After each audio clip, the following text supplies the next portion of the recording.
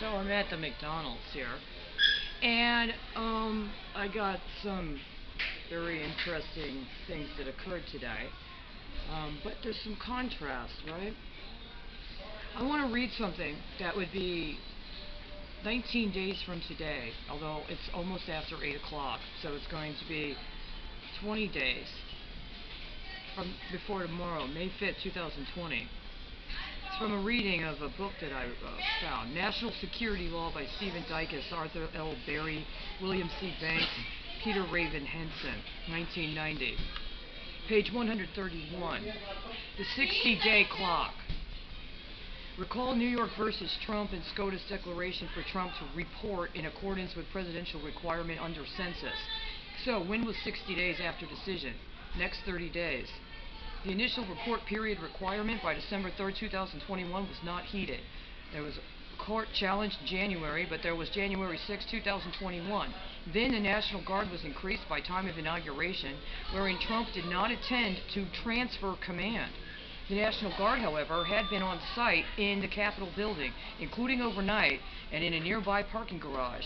Were National Guardsmen on site overnight at the Capitol building for 3 nights consecutively or longer? The National Guard is by state, per governor of the state, separate from the military. The relationship with the president is different. Also, they were deployed from states to Washington, D.C.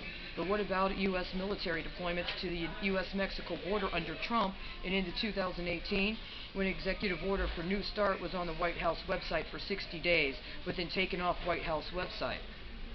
It discussed implementation of 2 elements of the New START treaty within either 30 or 60 days, I believe within 30 days for 60 days. These aspects involve provisions relating to the Department of State and the Department of Defense. Trump had fired the Secretary of Defense the day before the EO was issued. Democrats and the press stated there was an executive order for that day regarding cutting off paychecks for 800,000 federal workers, but there was no such executive order on the White House site at that time.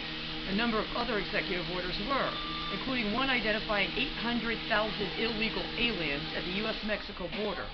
Additionally, during 2018, the congressional authority to appropriate federal workers' pay and benefits had turned out, and the legislation authorizing Congress to pay federal workers had expired. I found no evidence the bill had been extended or that a new one had been proposed and passed. This is why I contended that the Pelosi-Schumer sparring with Trump was actually proof of crime, as Congress refused to do its duty to provide congressional authorization for such appropriations. I contend Trump knew this just as they did. They were, however, efforts, congressional and presidential benefits, including one for presidential pension funds that had an 18-month term that went into effect on July 12, 2019. On the other hand, shortly after Biden's inauguration, National Guard unit representatives were reported in the media as saying their states needed additional federal appropriations and to be paid for cost of deployment to D.C., where they would not have budget in the event of a domestic call-up. This sounds reminiscent of the declaration in the media regarding the solvency of FEMA, specifically the Federal Floodplain Insurance Program, prior to Hurricane Harvey. But after Harvey, there was no further public information. Then, by May of 2019, there was a notice on the Federal Floodplain Insurance Program website of a refinancing involving bond issues via a financial institution in Northern Ireland. Recall the job postings for new Citigroup positions in Northern Ireland by March of 2019. So had the National Guard fully withdrawn from Washington, D.C. within 60 days following the SCOTUS decision in New York versus Trump? What about what happened within 90 days following the decision in New York versus Trump? There was a third impeachment effort, but it was a third forfeit of Congress. When did they finally vote on that? Did Trump ever provide that report? Did Congress ever provide that report on the vaccine task force that was required via an executive order from September 2019? Call out Trump's divest from China deadline correlated with the 5-year deadline of Obama's executive order, a global health security initiative. After May 2017, when Congress declared emergency regarding the budget, did Congress and Trump agree to some alternative arrangement, including connected to a private financing hedging strategy via the process apparent in H. Con. Res. 71? Did Congress default in May of 2017 and never fully disclose? What if Trump calls to Putin in December 2019 and Putin called to Trump? They fit the timeline identified via the previous year's executive order, including a 1-year time frame. There was a 10-day between phone calls after the Trump letter to Pelosi. Now, in my case, April 22nd, 2022 is a 60-day timeline. I have now and have had since April 22nd, 2022, the front page of the Dallas Morning News in my bag with me. Today there was a 12-13 swapping and 14. Yesterday was a 19, today a 20. But today also sets up a 20-day as well as a 10 and a 19, or from yesterday, a 20. I got deadline for payments on both May 15th and May 24th. So far, every time I have it covered, someone else undisclosed steals the account, and I still am where I am in this regard. The two major headlines are Dallas Dems divided and run off on the left and Ukrainian refugees needing sponsors on the right. Based on today and the last few days' events, including notations on the paper itself, this means one thing, and it is not a treasonous or a threat. But who wants to refute evidence or deny legal processes, not stimulated or proxy processes? Also recall the 60-day deadline in the Immigration Executive Order challenge issued by the Southern District of Texas.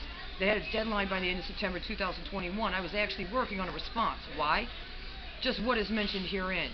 But who was allowed to steal that and my birth certificate, driver's license, certificate for NDT, incorporation documents, security, work products, and original legal filings with correspondence from both local and the federal district court and SCOTUS? Why? Sam forfeited on an eviction claim. Undoubtedly what they did was illegal and a forfeit. Why did the court persist in backing up a fraudulently engaged eviction proceeding on a $0 rent?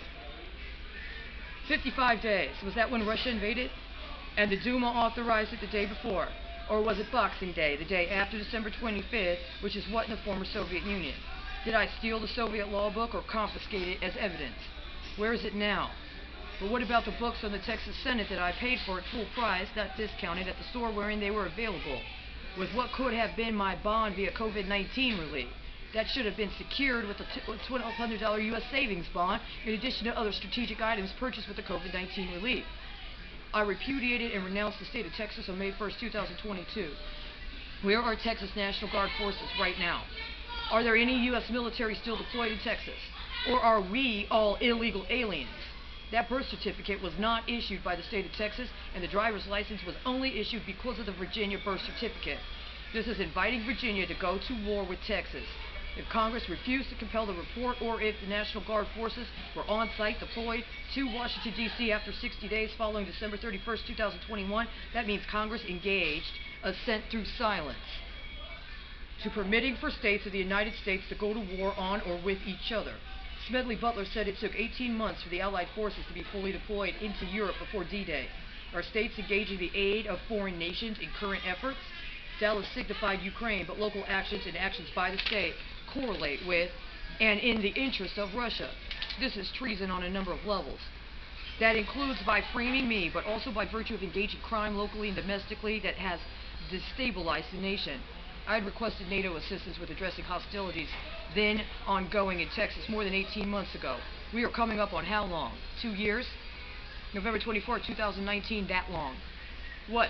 My moral obligation? Like Texas and the 25% on children of the military? I met that before September 1st, 2017. So tomorrow is May 6th, 48 hours after that is May 8th. If I do not have all my documents back within 48 hours at 10 a.m. tomorrow, then I would authorize a land-based invasion into Texas to commence 72 hours worth of the deadline. I have already identified numerous locations for such to be meted out.